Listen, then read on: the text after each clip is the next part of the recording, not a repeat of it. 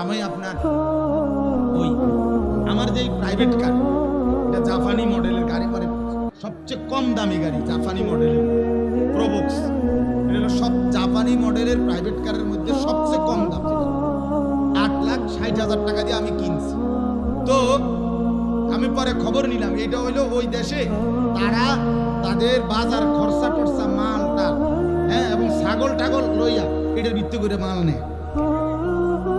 এইটা হইলো আমি বেল আছে নি,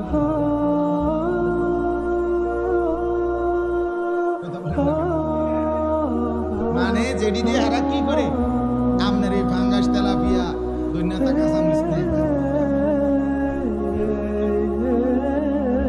তাইলে দুনিয়া নিয়ে অহংকার করার কোনো লাভ নেই, কোনো লাভ।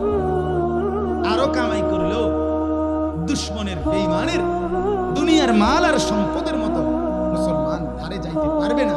কেন পারবে না? প্রশ্ন হলো রব্বুল আলামিনের ওয়াদা, দুনিয়া আমি আমার ইমানদার বান্দাদেরকে পূর্ণ দেব না। কথা বলেন না কেন? আল্লাহ নিজে বলছে আমি দেব না বেটা, আমি আমার ইমানদার বান্দাকে জান্নাতে আখিরাতে পূর্ণ নিয়ামত দেব। সেদিন তারা ফালা তা'লামু নাফসুম মা উখফিয়া লাহুম মিন কুররাতি আ'য়ুন, দেখবে জান্নাতের নিয়ামত, এক এক নজরে চোখ ঠান্ডা হয়ে যাবে,